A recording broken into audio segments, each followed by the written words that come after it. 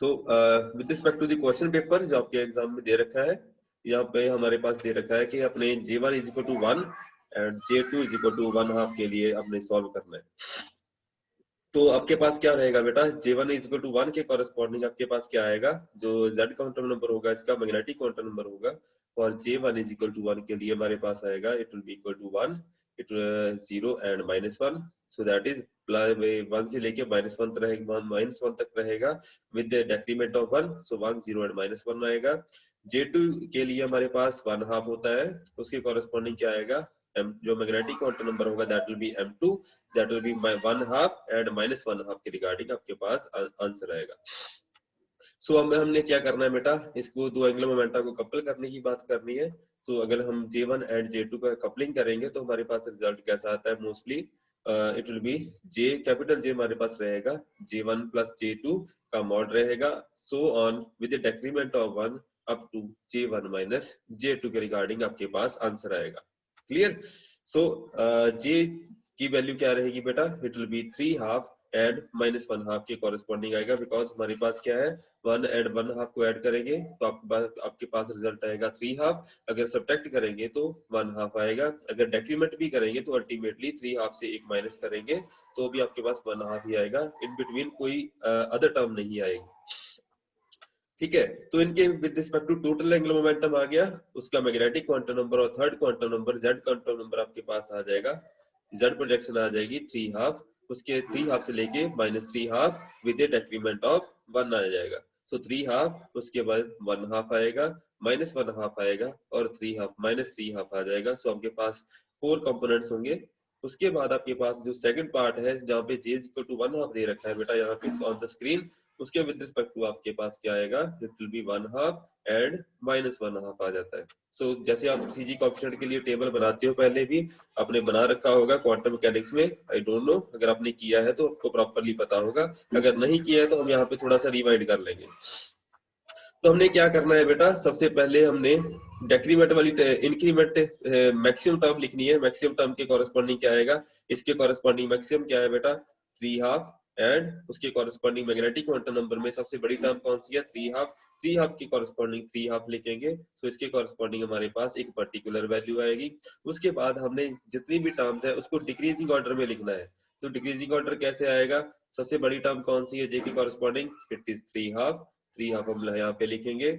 उतने उसके with respect to हमारे पास नेक्स्ट टर्म कौन सी है मैग्नेटिक क्वांटम नंबर के विद रिस्पेक्ट टू हमारे पास कौन सी आएगी, 3/2 के आगे 1/2 आ जाएगा। ठीक है जी, उसके बाद हमारे पास क्या है, हमारे पास आएगा 3/2 के अगर कंटिन्यू करना चाहे तो 3/2 रहेगा, 1/2 रहेगा, लेकिन उसके बाद क्या आ जाएगा, नेगेटिव टर्म शुरू हो जाती है, लेकिन इसमें क्या है एक पॉजिटिव टर्म दे रखी है which is corresponding to J is equal to 1/2 के कॉरेस्पॉन्डिंग हमारे पास एक पॉजिटिव टर्म दे रखी होगी, सो विच इज पॉजिटिव, पॉजिटिव को हम पहले लिखेंगे, नेगेटिव टर्म को हम बाद में लिखेंगे। सो इसीलिए हमने क्या लिखा हुआ है J इज इक्वल टू 1/2, उसके कॉरेस्पॉन्डिंग आप क्या लिखेंगे 1/2 के कॉरेस्पॉन्डिंग आप इसको वैल्यू को लिखेंगे, so J is equal to 1/2 and magnetic quantum number it will be equal to 1/2 के कॉरेस्पॉन्डिंग आप इसको लिखेंगे।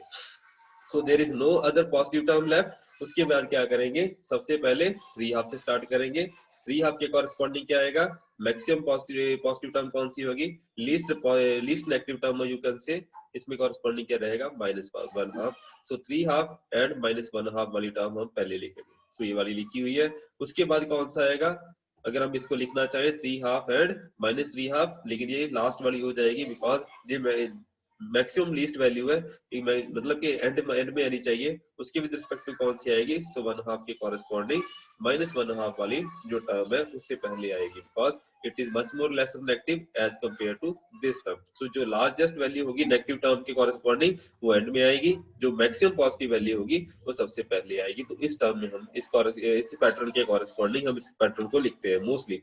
तो अगर क्वांटम मैकेनिक्स में प्रॉपरली पढ़ा है या आपको क्वांटम मैकेनिक्स फर्स्ट ईयर में प्रॉपरली करवाई गई है तो उसमें आपको ये वाले फंडे क्लियर हो जाने चाहिए। उसके बाद आपके पास क्या है बेटा, मैग्नेटिक क्वांटम नंबर जो M1 एंड M2 है, जो जैसे जिसको अपने कपल करके टोटल एंगुलर मोमेंटम बनाने की बात की है, तो यहाँ पे हमारे पास लिखा होगा बेटा हमारे पास क्या क्या है, हमारे पास m1 की कॉरेस्पॉन्डिंग 1 है, 0 है एंड -1 है, यहाँ पे 1/2 एंड -1/2 है। तो इसमें कॉरेस्पॉन्डिंग हम क्या लिखेंगे, m1 के कॉरेस्पॉन्डिंग सबसे पहले कौन सा पॉजिटिव वैल्यू चूज की जाएगी, उसके विद रिस्पेक्ट टू 1/2 एंड -1/2, उसके बाद उसके नेक्स्ट छोटी वैल्यू कौन सी है, 0, 0 के कॉरेस्पॉन्डिंग 1/2 एंड -1/2, उसके कॉरेस्पॉन्डिंग -1 एंड 1/2 के कॉरेस्पॉन्डिंग -1/2, 1/2 एंड -1/2 आ जाएगा। सॉरी। सो हमारे पास जितनी भी वैल्यूज है हम इसको इंप्लीमेंट करवाएंगे। सो जैसे यहाँ पे लिखा हुआ है 1 के कॉरेस्पॉन्डिंग 1/2 हो गया, 1 के कॉरेस्पॉन्डिंग -1/2 है, उसके कॉरेस्पॉन्डिंग नेक्स्ट वैल्यू 0 के कॉरेस्पॉन्डिंग आएगी 1/2 एंड -1/2 के लिए। उसके बाद हमारे पास जो वैल्यूज रहेगी दैट विल बी -1 के कॉरेस्पॉन्डिंग 1/2 एंड -1/2 आएंगे। तो इसके कॉरेस्पॉन्डिंग हमने सीजी कोएफिशिएंट्स वगैरह फाइंड आउट करने हैं। याद रखिए इस सीजी कोएफिशिएंट सबके लिए आप फाइंड आउट नहीं कर सकते, इसके सिलेक्शन रूल रहते हैं। इसमें आपके क्या आपके पास कौन कौन सी वैल्यू रहेगी, जो मैक्सिमम कपलिंग वाली वैल्यू रहेगी दैट विल बी आपके पास आएगी 3/2 एंड 3/2। इसको हम क्या बोलते हैं बेटा, मैक्सिमल अलाइंड स्टेट भी बोला जाता है। मैक्सिमम अलाइंड स्टेट की वैल्यू क्या होती है, जिसमें आपके वेक्टर बिल्कुल एक डायरेक्शन में ही अलाइन हो जाते हैं। उसके कॉरेस्पॉन्डिंग आपके पास क्या रिजल्ट आना चाहिए, आपके पास 1 एंड 1/2 के कॉरेस्पॉन्डिंग आपके पास यूनिटी आनी चाहिए। एंड जिसके पास लीस्ट असाइंड वैल्यू होगी, मतलब लीस्ट अलाइंड वैल्यू होगी, मतलब कि आपके दो वेक्टर बिल्कुल ऑपोजिटली अलाइंड हो जाएंगे, उसके कॉरेस्पॉन्डिंग आपके पास जो रिजल्टेंट है that will B least aligned value. इसके कॉरेस्पॉन्डिंग भी आपके पास यूनिटी एग्जिस्ट करेगी, आपके पास कंट्रीब्यूशन ओनली सिंगल होगी। ठीक है, there will be no other term that will be contributing, only single term की कंट्रीब्यूशन रहेगी। इसके कॉरेस्पॉन्डिंग आगे वाले आने वाले टाइम में पता चलेगा कि अगर आपके पास सिंगल टर्म की कंट्रीब्यूशन है तो हमेशा ही आपके पास रिजल्ट क्या बनेगा, हमेशा यूनिटी आएगा। If there is only one term contributing to your resulted value, आपकी यूनिटी ही रिजल्ट करेगी। सो यहाँ पे मैक्सिमम अलाइंड के लिए और लीस्ट अलाइंड के लिए आपकी जो रिजल्टेड वैल्यू है दैट इज कॉरेस्पॉन्डिंगली 1 की कॉरेस्पॉन्डिंग आएगा। सो बीच में आपके पास जितने भी फैक्टर बचे हैं that is A B C D के कॉरेस्पॉन्डिंग आएगा। ये 4 कोएफिशिएंट अपने फाइंड आउट करने हैं और उसके बाद ई एफ जी एच की कॉरेस्पॉन्डिंग आपने 4 कोएफिशिएंट फाइंड आउट करने।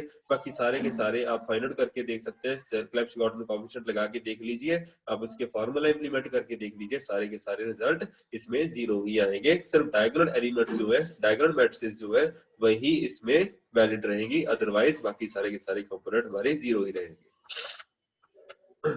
सो फर्स्ट टर्म कौन सी है बेटा, फर्स्ट टर्म मैंने बता दिया, first term maximal aligned state हो जाएगी। सो शेल मॉडल में हम बात करेंगे मैक्सिमल अलाइंड स्टेट कौन सी होती है, जिसमें आपके angular momentum vector totally align हो जाते हैं अलोंग द रोटेशनल एक्सिस और समथिंग लाइक दैट। उस केस को हम मैक्सिमली अलाइंड स्टेट बोला जाता है, जिसमें हमारे पास रिजल्ट आ जाते हैं।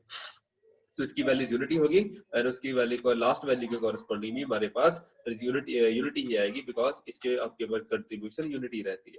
तो आप कौन कौन से फॉर्मूले यूज करेंगे, इसको इंप्लीमेंट करने के लिए आपके पास दो तरह के फॉर्मूले होंगे। एक में आपके पास अपने डेक्रीमेंट का फॉर्मूला लगाना है, बट बेटा इसमें क्या रहेगा, आपके पास मैग्नेटिक क्वांटम नंबर को बाय 1 यूनिट आप डिक्रीज करने की बात करेंगे। एक में होगा आप दूसरा फॉर्मूला जो हम इंप्लीमेंट करवाएंगे उसमें हम क्या करेंगे, अपने मैग्नेटिक क्वांटम नंबर को इंप्लीमेंट करने की बात करेंगे। सो दो तरह के फॉर्मूले इंप्लीमेंट होंगे। ये चीज हमेशा याद रखिएगा, हमने सिर्फ और सिर्फ एक के लिए वैल्यू फाइंड आउट करनी है। हम यहाँ पे क्या करेंगे, we will be finding out what is A and यहाँ पे हम फाइंड आउट करने की बात करेंगे व्हाट इज एफ। सो हम 4 में से सिर्फ एक वैल्यू फाइंड आउट करेंगे, बाकी सारे के सारे रिजल्ट जो है जैसे सी बी एंड डी, यहाँ पे ई जी एंड एच हमारे पास कहाँ से आएंगे बेटा, प्रॉपर्टीज होगी, प्रॉपर्टीज से हमारे पास रिजल्ट ऑटोमेटिकली आ जाएंगे, बिकॉज क्लेफ्ट-गॉर्डन कोएफिशिएंट्स की काफी सारी प्रॉपर्टीज होती है। जैसे A square plus B square यहाँ पे 1 हो जाएगा, A square plus C square 1 हो जाएगा, या फिर A B and C D के कॉरेस्पॉन्डिंग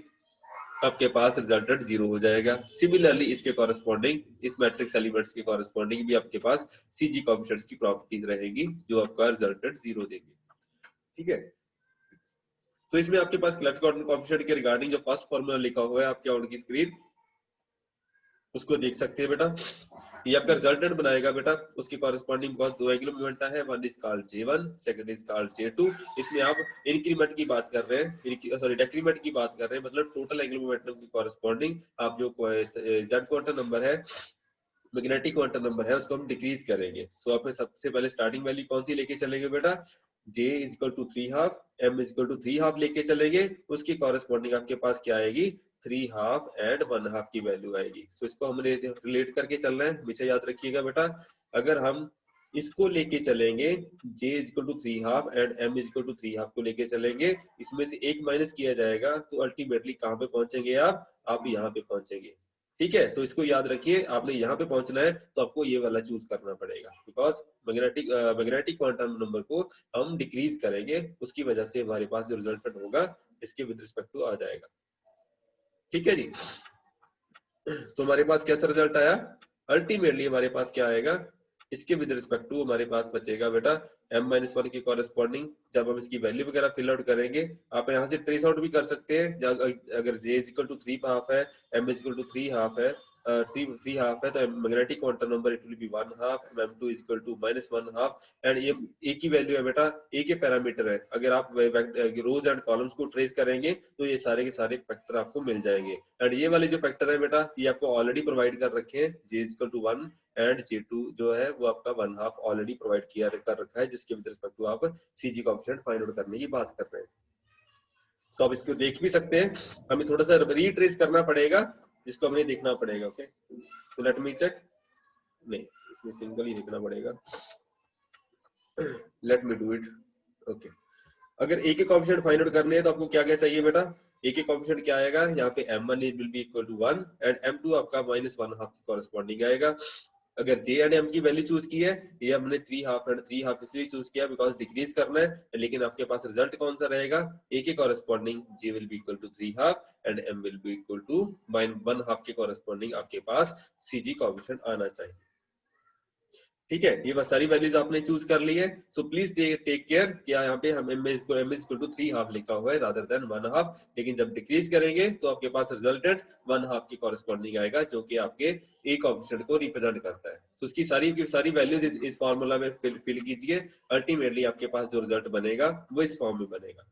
ठीक है जी, तो ये वाला को फॉर्मूला क्या है बेटा, ये ऑटोमेटिकली क्या हो जाएगा, 2 - 2 ये 0 हो जाएगा, और आपके पास क्या बचेगा, ये आपके पास 3 हाफ एंड 3 हाफ वाला फॉर्मूला है, इसकी वैल्यू क्या बेटा, यूनिटी होती है, मैक्सिमल अलाइंड स्टेट है, तो इसके कॉरेस्पॉन्डिंग आपके पास क्या बचेगा, 1/√3। और ये वाला कोएफिशिएंट जिस कोएफिशिएंट ये क्या है, ये m1 है, ये m2 है, ये capital J and capital M की वैल्यू है, so this is coefficient A के बराबर हो जाएगा आपके पास।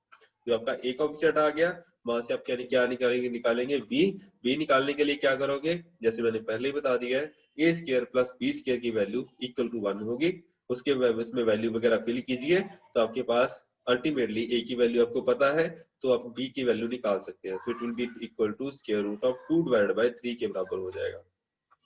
सो नेक्स्ट थिंग हमारे पास क्या आएगी बेटा, अगर c को कैलकुलेट करना है तो a square plus c square आएगा, बिकॉज अगर हम इसको करते हैं तो इसकी प्रॉपर्टीज को इंप्लीमेंट करेंगे जैसे पहले डिस्कस किया है। So c will turn out to be square root of 2 divided by 3। अगर ac इनटू bd करेंगे, ठीक है जी, अगर ऑर्थोगोनलिटी का रिलेशन यूज करेंगे तो आंसर 0 आएगा, तो अल्टीमेटली आपके पास क्या आएगा, इसको इंप्लीमेंट करेंगे तो -1/√3 आ जाएगा। सो आप देख सकते हैं आपके पास 4 की 4 वैल्यूज यहाँ पे हमारे पास आ जाएंगी। उसके बाद हम क्या करेंगे बेटा, हमारे पास E, F, G and H जो 4 कोएफिशिएंट बाकी है उसको भी फाइंड आउट करेंगे। तो ये पेपर में बेटा हर बार आएगा ही आएगा, एक न्यूमेरिकल तो आना ही आना है। तो चाहे 1 हाफ एंड 1 हाफ के कॉरेस्पॉन्डिंग आ जाए, या फिर 1 एंड 1 हाफ के कॉरेस्पॉन्डिंग आ जाए, या फिर आप क्या आ सकता है J equal to 1 and J2 is equal to 1, लेकिन वो काफी लेंथी हो जाएगा। मोस्टली 1 हाफ एंड 1 हाफ और 1 एंड 1 हाफ का केस ही आपके पास आता है। EFGH के कॉरेस्पॉन्डिंग भी आप सिमिलरली इंप्लीमेंट करेंगे, लेकिन यहाँ पे क्या करेंगे बेटा, आप इसका फॉर्मूला थोड़ा सा इन्वर्टेड यूज करेंगे। यहाँ पे हम मैग्नेटिक क्वांटम नंबर को इंक्रीमेंट करने की बात करेंगे रादर देन डिक्रीमेंट। यहाँ पे हम क्या कर रहे हैं, इंक्रीमेंट की बात कर रहे हैं। सो मैग्नेटिक क्वांटम नंबर को हम इंक्रीज करेंगे। सो यहाँ पे क्या है, 3 हाफ एंड -3 हाफ चूज किया है रादर देन 1 हाफ के कॉरेस्पॉन्डिंग। वहां पे हमने 3 हाफ एंड 3 हाफ चूज किया था, यहाँ पे हमने 3 हाफ एंड -3 हाफ चूज किया है। तो अल्टीमेटली इंक्रीमेंट करेंगे तो -1 हाफ बचेगा, which will be equal to your coefficient of f। इसकी वैल्यूज वगैरह फिल कीजिए। वैल्यूज वगैरह क्या है बेटा, f के कॉरेस्पॉन्डिंग अगर आप टेबल को ट्रेस करेंगे तो m1 will be equal to -1 and m2 will be equal to 1 half. j1 and j2 की वैल्यूज ऑलरेडी प्री डिफाइंड है फ्रॉम द गिवन क्वेश्चन। तो ये सारी की सारी वैल्यूज वगैरह आप फिल कीजिए, तो अल्टीमेटली आपके पास जो भी रिजल्ट है तो आपके पास आ जाने चाहिए। तो ये आपका कोएफिशिएंट हो जाएगा आपके जो यूनिटी है विच इज अलाइंड स्टेट, उसके कॉरेस्पॉन्डिंग आपके पास रिजल्ट जो है आपके पास बनना चाहिए, जो आपके पास f के कॉरेस्पॉन्डिंग कोएफिशिएंट बनेगा। सो आपके कॉरेस्पॉन्डिंग कोएफिशिएंट जो है ये वाला है which is equal to m1 and m2, उसके corresponding capital J and capital M की वैल्यू यहाँ पे दे रखी है विच इज इक्वल टू 1/√3। तो ये आपके f का कोएफिशिएंट हो गया। आपने सिर्फ और सिर्फ एक के लिए वैल्यू फाइंड आउट करनी है, तो e की वैल्यू फाइंड आउट करनी है तो e square plus f square आ जाएगा। g की वैल्यू फाइंड आउट करनी है e square plus g square equal to 1 होगा। और उसके बाद हमारे पास क्या आएगा बेटा, h की वैल्यू आएगी। सो e into F plus g into H orthogonality, and ultimately आपके पास क्या आ जाएगा, h की वैल्यू आ जाएगी। सो e f g h आपके पास सारे के सारे कोएफिशिएंट्स आ जाएंगे। सो ये वाली वैल्यूज आपने शायद पहले भी की होगी, लेकिन इसको रिफ्रेश करना जरूरी है because exam point of view से ये ज्यादा इंपॉर्टेंट है। फुल फ्लैज क्वेश्चन आपके पास पेपर में आएगा ही आएगा। आप लास्ट 3 ईयर के क्वेश्चन पेपर उठा के देख लीजिए, आपको पता चल जाएगा। तो ये वाला जो टेबल है आपके पास इंप्लीमेंट होना चाहिए, यहाँ पे आपके पास रिजल्ट आ जाएगा। सो 3 हाफ के corresponding unity and 3 half and -3 half के कॉरेस्पॉन्डिंग भी यूनिटी आएगी।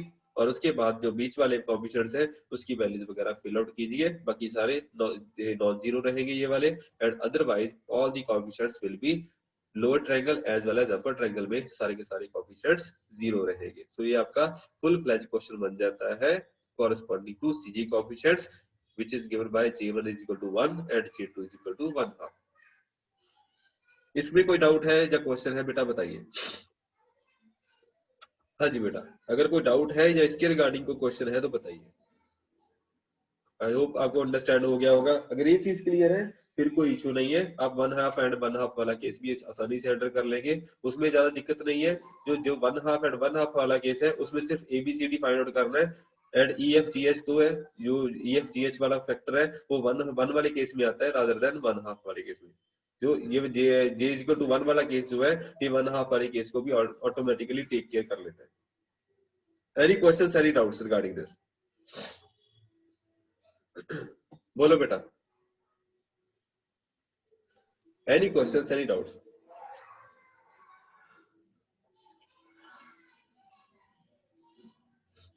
अगर नहीं है तो आप कंटिन्यू करेंगे बेटा, ठीक है। तो इसके बाद हमारे पास जो मैंने बताना था बेटा, MK पॉल की बुक है। MK पॉल की मेरे आपको थोड़ा सा लिटरेचर दे रखा है जो मैं दिखाना चाहता था आपके इसमें angle momentum, coupling of angle momentum. So आपकी जो सिलेबस में बुक्स लिख रखी है बेटा उसमें कौन कौन सी बुक्स हैं वो देख लीजिए। MK पॉल की बुक लिखी रखी है, उसके बाद आपके पास एक मिनट, MK पॉल की बुक आपके सिलेबस में है बेटा।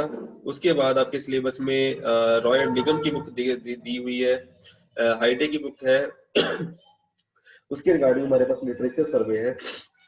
सो ये अपेंडिक्स का पार्ट है जो आपके बुक के लास्ट में दे रखा होता है, जो MK पॉल में है। वहां से आपने काफी सारा लिटरेचर देखना पड़ेगा बिकॉज CG कोएफिशिएंट या राका कोएफिशिएंट्स है वो सारे के सारे वहीं से मिलेंगे। लेकिन MK पॉल में रिगरस मैथमेटिक्स है तो हम इसको ज्यादा प्रेफर नहीं करते बिकॉज फिजिक्स ज्यादा डिस्कस नहीं होगी। सो जो फिजिक्स वाला पार्ट है मैं ऑलरेडी डिस्कस कर चुका हूँ। मेरा यहाँ पे समझाने का मतलब नहीं है, मेरा सिर्फ दिखाने का है कि मैं यहाँ पे दिखाना चाहता हूँ कि MK पॉल में कैसा लिटरेचर है। बाई चांस आपको कोई पूछ लेता है तो हमको पता होना चाहिए कि MK पॉल में कैसा लिटरेचर दे रखा है। So coupling of two angular momenta आपके पास दे रखा है J1 plus J2 is equal to capital J। हाँ, एक चीज मैंने और भी बतानी थी, आपके जो क्वेश्चन पेपर है बेटा उसमें आपने दे रखा है कि जो क्वेश्चन पूछा गया है, draw the vector diagrams for CG coefficient, Raka coefficient and 3J symbol, 6J symbol and 9J symbol. ठीक है, 2 angular momentum coupling, 3 angular momentum coupling या फिर 4 एंगुलर मोमेंटम कपलिंग, वो सब के लिए आपने वेक्टर डायग्राम्स बनानी है, मैंने आपको ऑलरेडी प्रोवाइड कर दी है। ठीक है जी। सो अगर 2 एंगुलर मोमेंटम को कपल किया जा रहा है तो सिंपल होता है J1 plus J2 equal to capital J रहेगा। ये सारे का सारा फंडा मैं ऑलरेडी डिस्कस कर चुका हूँ बेटा। ये M स्कीम है बेटा, उसके कॉरेस्पॉन्डिंग ऑर्थोगोनैलिटी रहेगी, ये वाली हम डिस्कस कर चुके हैं। जो सिंबल है आपके 3J सिंबल है, इसके विद रिस्पेक्ट टू भी ऑर्थोगोनैलिटी की कंडीशन हो चुकी है। आपके पास सिमेट्री प्रॉपर्टीज है वो भी हम डिस्कस कुछ कर चुके हैं, देवानाथन की बुक में सब कुछ दे रखा था। इसका ये वाला फैक्टर भी दे रखा है। अगर स्क्वायर ब्रैकेट में आपके पास कोई फैक्टर दे रखा है, जैसे यहाँ पे A दे रखा है, उसके एग्जांपल उसका मीनिंग क्या होगा बेटा, 2a+1 रहेगा। ठीक है जी। So special Clebsch Gordan coefficients जो है, अगर एक भी आपका सिंबल 0 हो जाता है तो उसका आंसर क्या आएगा, यूनिटी आएगा। अगर दोनों आपके रिजल्टेंट 0 हो जाते हैं तो अल्टीमेटली m एट -m के कॉरेस्पॉन्डिंग ये वाला फैक्टर आपके पास फिलिंग की ब्लैंक्स में आपके पास आ सकता है एग्जाम में। ठीक है जी। तो ये सारे का सारा फैक्टर आपके पास अगर न्यूमेरिकल सोल्यूशन निकालना है तो उसमें आपके पास जो सिंबल्स है उसका रिजल्ट आप बना सकते हैं। तो कपलिंग ऑफ 3 एंगुलर मोमेंट आ गया, J1 J2 एंड J3। तो कपलिंग स्कीम्स की वैल्यू J12 एंड J23 के कॉरेस्पॉन्डिंग आपके पास दे रखी है। ठीक है। तो यहाँ पे आपके pass on the screen available है J1 प्लस J2, J12 बना रखा है, J2 प्लस J3 के कॉरेस्पॉन्डिंग 2 एंड 3 दे रखा है। J12 को J3 के कपल साथ कपल करेंगे तो कैपिटल J बन जाएगा। J1 को J23 के साथ कपल करेंगे तो कैपिटल J ऑटोमेटिकली बन जाएगा। सो ये आप सारे का सारा फंडा आप यहाँ पे भी देख सकते हैं।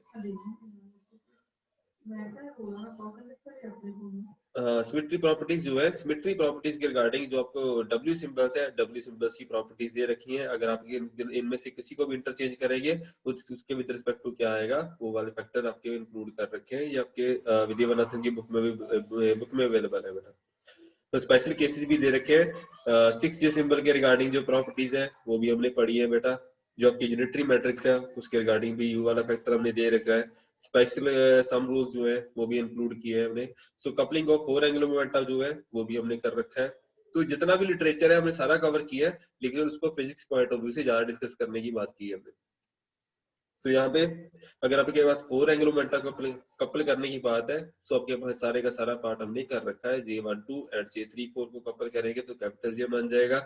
13 या 24 को कपल करेंगे तो कैपिटल J बन जाएगा। L एंड S की कपलिंग है या 9J सिंबल है उसके विद रिस्पेक्ट टू हमने सारा कवर कर लिया है। ठीक है बेटा। सो ये सारे का सारा पार्ट हम ऑलरेडी कवर कर चुके हैं। सो मेन चीज बात बनाने वाली है ऑर्थोगोनैलिटी रिलेशन सारे के सारे सेटिस्फाई होते हैं। सिमेट्री प्रॉपर्टीज जो है ये वाली सिमेट्री प्रॉपर्टीज प्लीज चेक करके रखिएगा अपने पास।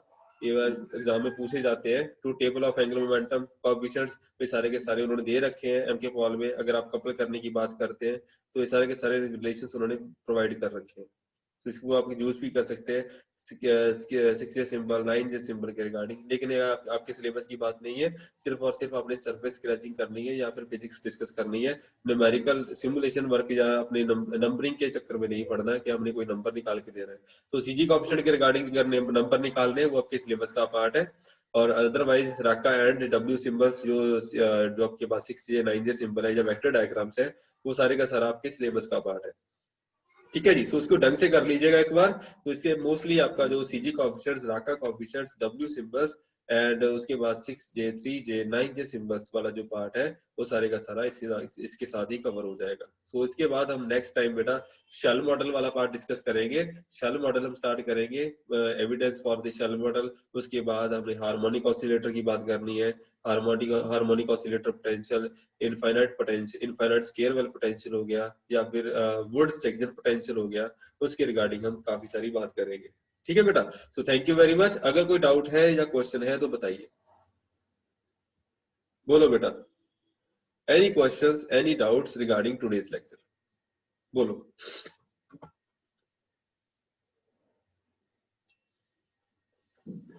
बोलो बेटा, एनी डाउट्स, एनी क्वेश्चंस? अगर किसी को प्रॉब्लम होती है तो बेझिझक पूछ लीजिए, कोई चक्कर नहीं है।